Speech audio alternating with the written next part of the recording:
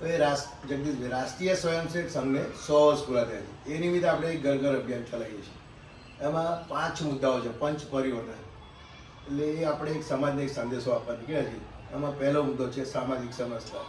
અત્યારે કેવું છે, આપણા સમાજની નાત જાતના વાળા હોય. આ પટેલ સમાજ, આ વાણિયા સમાજ, આ બ્રાહ્મણ, આ પ્રજાપતિ સમાજ, આ સ્વામિનારાયણ, આ જૈન ધર્મ, ખરેખર એવું ના હોવું જોઈએ. આપણે બધા એક હિન્દુ છીએ, ભારત માતાના સંતાન. બીજું, અત્યારે બી હજુ હરિજનો પ્રત્યે કેવું છે, અમાનવીય વર્તન થાય છે. જેમ કે ઉચ્ચ નીચેના ભેદભાવ, છૂત અછૂત, ખરેખર એવું ના હોવું જોઈએ. આપણે બધા હિન્દુ રાષ્ટ્રના એક મહાભારતમાં સંતાન છીએ, બસ એવું હોવું જોઈએ. બીજો પોઈન્ટ છે પર્યાવરણ. પર્યાવરણમાં કેવું છે કે આપણે પ્લાસ્ટિકનો શક્ય એટલો ઓછો ઉપયોગ કરવો જોઈએ.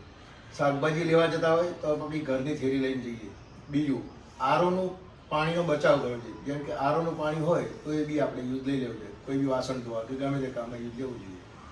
ત્રીજું છે, ઘરમાં કોઈની બર્થડે હોય કે મેરેજ એનિવર્સરી કે સારો પ્રસંગ હોય તો આપણે એક વૃક્ષ વાવવું જોઈએ અને એનું જતન કરવું જોઈએ.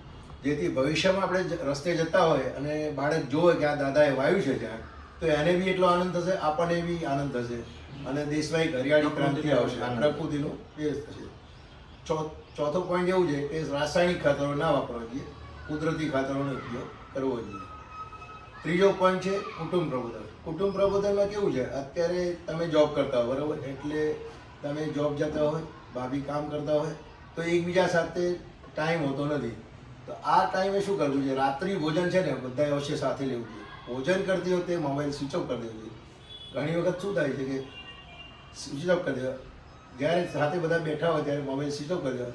બા દાદા હોય તો બાળકોને મહાભારત, રામાયણ, હનુમાન ચાલીસા, ગીતાના પાઠ એ બધું કહેવું જોઈએ.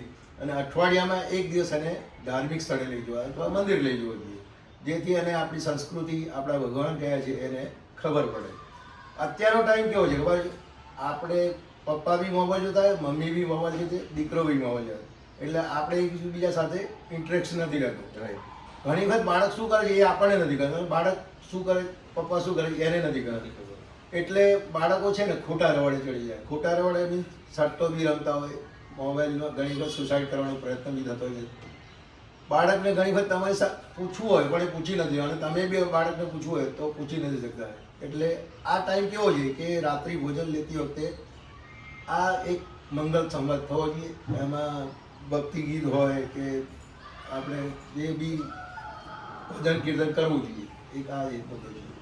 ચોથો મુદ્દો કેવો છે, નાગરિક કર્તવ્ય. નાગરિક કર્તવ્ય કેવું છે કે ગવર્મેન્ટે જે રૂલ્સ બનાવ્યા એને આપણે ફોલો કરવું જોઈએ. જેમ કે ટ્રાફિક જો આપણે ફોલો કરીશું તો આપણે બીજાને કહી શકીશું. ઘણી વાર શું, જાહેર રસ્તા પર સિગ્નલ ચાલુ ના થયું હોય તોય આપણે જતા રહીએ, એના કારણે શું ટ્રાફિક અસ્તવ્યસ્ત થઈ જાય, એક્સિડન્ટ થવાની શક્યતા, એના કારણે ઘોંઘાટ બી થવાનું, પબ્લિક બી ભેગા અને એના કારણે પ્રદૂષણ બી થવાનું છે. તો એ ના થવું જોઈએ. બીજો પોઈન્ટ એવો છે કે રાષ્ટ્રની જે કંઈ સંપત્તિ છે આપણી સંપત્તિ, તો આપણું એને જતન કરવું જોઈએ. અને બીજો કોઈ ખરાબ કરતો હોય તો બી કહેવું જોઈએ ભાઈ આ ખોટું છે, આ ના થવું જોઈએ. આપણી નાગરિક કર્તવ્યની આપણી એક ફરજ છે કે રાષ્ટ્રની સંપત્તિ આપણી છે તો એનું જતન કરવું જોઈએ. પાંચમો મુદ્દો એ છે સ્વદેશી વસ્તુ.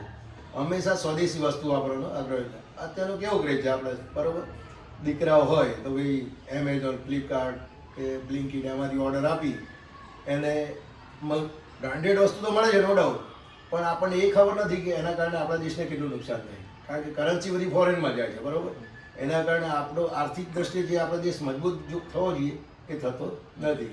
બીજો ક્રેઝ કેવો છે કે ભાઈ અત્યારે ફોરેન જવું છે ફરવા, મલેશિયા છે, દુબઈ છે, બેંકોક છે કે વિયેટનામ છે, ગમે ત્યાં, પણ એને એ ખબર નથી આપણા દેશની અંદર એટલા બધા ધાર્મિક સ્થળો છે, જેમ કે બદ્રી છે, કેદાર છે, અંબાજી છે, દ્વારકા છે, પાટણ છે, એ બધું. ખરેખર આપણે એને ત્યાં ફેરવવાની જરૂર છે. આપણી સંસ્કૃતિ એટલી બધી વિશાળ છે કે આપણને ઘણી વખત ખબર, ભૌગોલિક પરિસ્થિતિ બી એટલી વિશાળ છે જે બાળકોને નથી ખબર ને આપણને બી નથી ખબર. તો ખરેખર એનો અભ્યાસ કરે, જેથી એના કારણે આપણી જે કરન્સી છે આપણા દેશમાં છે. બીજું એક સ્વદેશી ભોજન લેવાનો આગ્રહ રાખવો જોઈએ. આપણા દેશનું ખાણું એટલું બધું સરસ છે, છતાં અત્યારે બાળકોને કેવું છે, પીઝા, બર્ગર, મેગી, આ તે બધું ખાવાનું. હા, નો ડાઉટ લઈ જઈએ, પણ અઠવાડિયામાં કે મહિનામાં એક દિવસ, દર અઠવાડિયે તો ના જવું જોઈએ.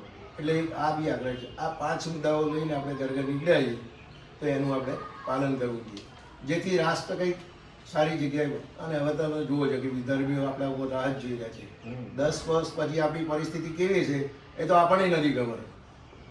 તો આ આપણે એક એનું પાલન કરીએ તો દેશ સમૃદ્ધ બને અને સશક્ત બને. એ જ મોદીનું અને સંઘનું બી અભિયાન છે.